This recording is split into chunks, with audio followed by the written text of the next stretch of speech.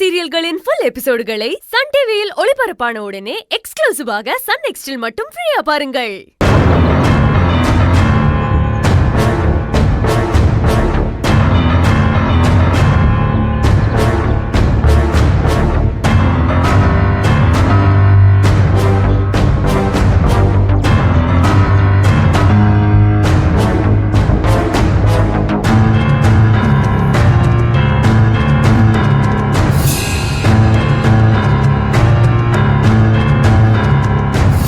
Hello, RK டிராவல்ஸா?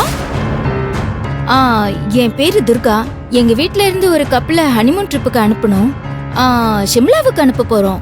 உங்களால tickets arrange பண்ண முடியும்ல? பண்ணிக்கலாம் மேடம், எப்போ வேணாலும் சொல்லுங்க. நாளைக்கே. கப்பலோட நேம் அர்ஜுன், மலர். 2 டிக்கெட் கன்ஃபார்ம் பண்ணிடுங்க. அமௌண்ட் எவ்வளவுன்னு எனக்கு அனுப்புங்க. அவங்களோட டீடைல்ஸும் பேமெண்ட்டும் நான் ஆன்லைன்ல அனுப்பிடுறேன். Okay madam. ஓகே.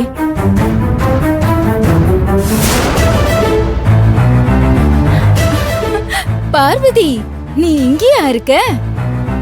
அச்சச்சோ, நான் உன்னை பார்க்கவே இல்லையே.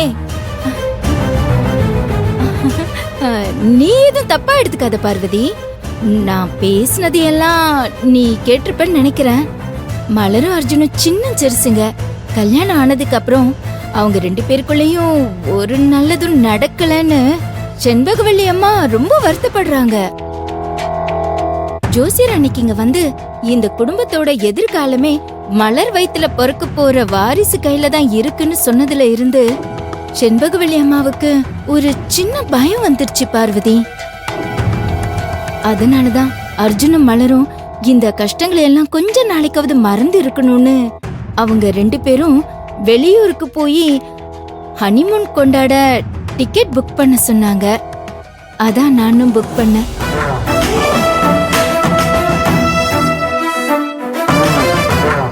அவங்க சொல்றதுலயே ஒரு நியாயம் இருக்குல்ல பார்வதி?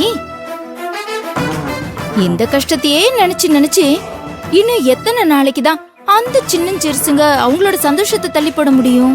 அதுவும் பாவம் இல்லையா? இந்த வீட்டுக்கு ஒரு வாரிசு வந்துட்டா குடும்பத்துல எல்லா சந்தோஷமும் வந்துடும்னு பெரியம்மா ரொம்ப நம்புறாங்க. பாவம், அவங்களுக்கு அந்த ஆசை இருக்கதானே செய்யும். நேத்து கூட பாரு, எவ்வளவு ஆசையா 2 பேருக்கு சாந்தி முகூர்த்தத்துக்கு ரெடி பண்ணி அவ்வளோ எதிர்பார்ப்போட இருந்தாங்க. ஆனா என்ன பண்றது, உன் கஷ்டத்தை நினைச்சு அந்த மலர் சந்தோஷத்தையே தள்ளி வச்சுட்டா. உன் புருஷன் சந்தோஷ வெளியில கொண்டு வரணும்னு பெரியம்மாவும் ரொம்ப கஷ்டப்படுறாங்க பார்வதி. அதனாலதான் இப்படி ஒரு கஷ்டமான நேரத்துல ஒரு நல்லது நடந்தா அதுக்கு ஒரு வழி பிறக்கும்னு நம்பி இந்த ஏற்பாடை செய்யறாங்க. எப்படியும் நம்ம குடும்பத்துல ஒரு சந்தோஷம் வரணும் பார்வதி. நீ எதுவும் ஃபீல் பண்ணாத பார்வதி. ஹனிமூனுக்கு போயிட்டு வந்த உடனே மலரும் அர்ஜுனும் உன் புருஷன் சந்தோஷ வெளியில எடுத்துருவாங்க. நீ தைரியமா இரு.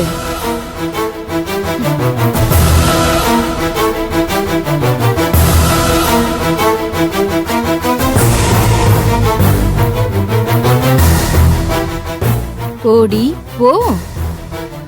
ஹனிமூன் முடிஞ்சு வரதுக்குள்ள உன்னை பைத்தியம் பிடிச்சி அலைய வைக்கிறனா இல்லைன்னு மட்டும் பாரு.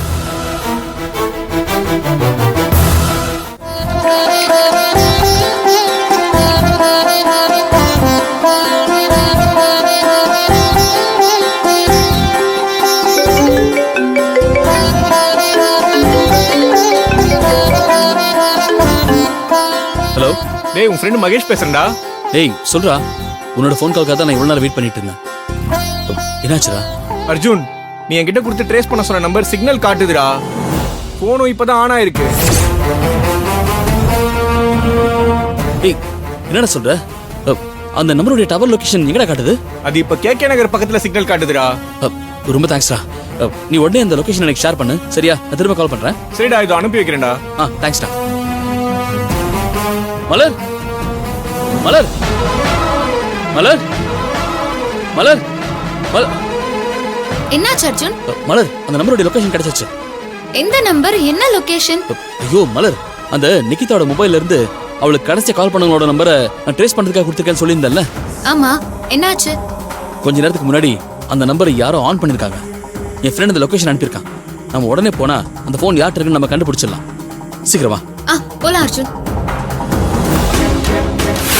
அக்கா, நீ என்ன மைண்ட் செட்ல இருக்குன்னு எனக்கு சுத்தமாவே புரியல.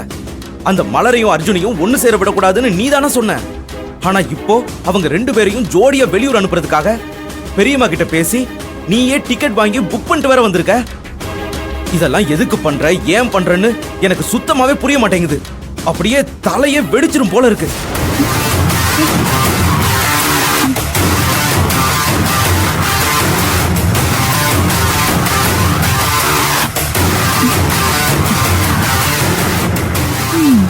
ஒரே வீட்டுல இருந்தாலாவது அந்த பார்வதி கஷ்டப்படுறத பார்த்து அந்த மலரும் கஷ்டப்படுவா. அதையே காரணமா வச்சு அவங்களை சேர விடாம தடுத்திருக்கலாம். நீ என்னடான்னா அதே காரணத்தை யூஸ் பண்ணி அவங்க ஜாலியா இருக்கட்டும்னு வெளியூருக்கு அனுப்பி வச்சிருக்க. வெளியூர் போறவங்களுக்குள்ள ஏதாவது நடந்து அந்த மலர் வயித்துல குழந்தை உண்டாயிருச்சுன்னா நம்ம நிலைமை என்ன ஆகும்னு யோசிச்சு பாத்தியா நீ? என்னக்கா நான் கேட்டுக்கிட்டே இருக்கேன், நீ இப்படி சிரிச்சுக்கிட்டே இருக்க. பின்ன உன்னை பார்த்தா எனக்கு சிரிப்பு தாண்டா வருது. என் கேரக்டரே நீ புரிஞ்சுக்க மாட்டியடா தம்பி. டேய், நான் அந்த மலரையும் அர்ஜுனையும் ஒன்னா சந்தோஷமா இருக்கிறதுக்காக அவங்கள ஹனிமூனுக்கு அனுப்பலடா. ஒன்னா இருக்கிற அந்த மலரையும் பார்வதியும் பிரிக்கிறதுக்காக தான் நான் இந்த பிளானையே போட்டேன். என்னக்கா நீ? அவங்க ஹனிமூன் போறதுக்கும் மலரும் பார்வதியும் பிரியறதுக்கும் என்னக்கா சம்பந்தம் இருக்கு? அட, நீ ஒருத்தன்டா. என் திட்டம் மத்தவங்களுக்கு தெரிஞ்சாலும் கூடவே இருக்கிற உனக்கு தெரிய மாட்டேங்குதே. டேய், ஏற்கனவே அந்த நிக்கிதாவோட அண்ணன் பிரகாஷ் பார்வதி கிட்ட அவ புருஷன் சந்தோஷ் ஜெயிலுக்கு போனதுக்கு காரணமே மலரும் செண்பகவல்லியும் தான் சொல்லி அவ மனசுல ஒரு குழப்பத்தை கிரியேட் பண்ணிட்டு போயிட்டான். என்னதான் அவன்கிட்ட தங்கச்சியை விட்டு கொடுக்காம பேசினாலும் பார்வதி மனசுல ஒரு ஓரமா பிரகாஷ் சொன்ன மாதிரி இருக்குமோ அப்படின்னு சின்னதா ஒரு சந்தேகம் வந்தா கூட நம்ம பிளான் பெருசா சக்சஸ் ஆகிறதுக்கு நிறைய வாய்ப்பு இருக்குடா. அந்த சந்தேகத்தை கிரியேட் பண்றதுக்காக தான் நான் இவ்வளவும் பண்ணிக்கிட்டு இருக்கேன்.